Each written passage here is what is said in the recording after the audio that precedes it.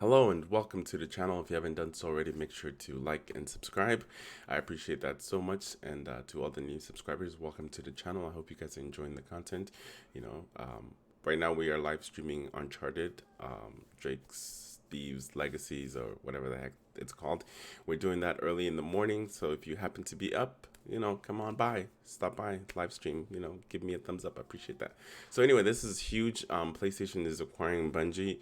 Now, from what I've read, just the gist of it, Bungie will still remain independent and also multi-platform. Obviously, because Destiny is a multi-platform game that's available on the Xbox, PC, your PlayStation, the original Xbox. Destiny is freaking everywhere. They haven't made it a new game in a while, but they have been supporting this game heavily with DLCs and all that microtransaction, all that good stuff. Yay. So anyway, let's go ahead and cover the blog or the whatever. Okay, so here we are on IGN.com. Title of the title of the article is Sony buys Bungie's for 3.6 billion. Game Industry Biz reports the deal Bungie will be run as an independent subsidiary of SIE and will remain a multi-platform studio with the option to self-publish and reach players where they choose to play. So that's huge for gamers. As you know, Destiny is a multi-platform game that's running across, your PC, your Xbox, pretty much all of your consoles that's out there right now, as well as the cloud gaming. Like I think it was available on Stadia as well, and you can also play it on GeForce Now as well too. I think. So Destiny is everywhere. So the fact that it's still going to be independent somewhat and multi-platform somewhat, which is incredible, you know. Then I'm not really understanding the whole point of this acquisition, because when you buy a company, you expect to get your money back in full, you know, and in order, or you want to push your product, you want people to come to your platform. So instead of you wanting to play Destiny on your Xbox, if Destiny is exclusive to PlayStation, then the only place you can play it is PlayStation, and you can move more consoles. Not that, the PlayStation 5 is not a popular console. It's a very, very popular console. That thing sells itself. So this is a really good move for the gamers, especially if you enjoy Destiny 2. You don't have to worry about Destiny, being only available on the PlayStation Network. So that's a huge win for us. I want to be very clear to community that Bungie will remain an independent and multi-platform studio and publisher. Ryan also says that Bungie will sit alongside with PlayStation Studio organization, where the two groups will collaborate.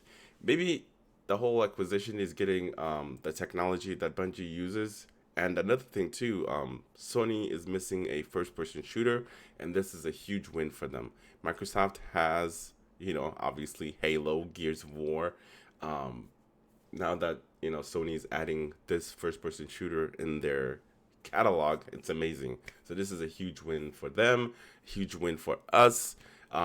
Where this partnership will go, we'll see what kind of things that will come out of this partnership eventually down the road, and hopefully they're both successful. In a separate blog post, Bungie detailed what the acquisition mean for the company, calling SIE a partner who unconditionally supports us in all we are and who wants to accelerate our vision to create generation spanning entertainment, all while preserving the creative independence that beats in Bungie's heart. And I bet you they made that very clear. Just like the whole Activision when they were acquired or when they were working on their partnership with Activision, I'm sure they made it very clear that, hey, we still want all of our IPs or whatever, just in case they decide to, part away from them. They want to keep their gaming rights to whatever game they decided to make with Activision. So, yeah, I can't wait to see what comes out of that camp.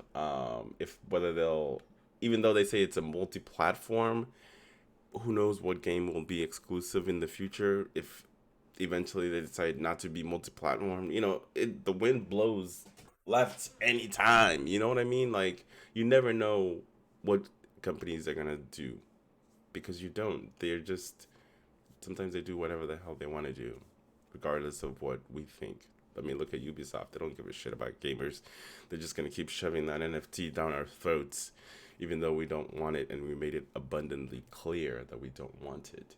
But anyway, that's it. I'm gonna leave it right here. If you want to, I will be leaving a link in the description if you want to know more about the details.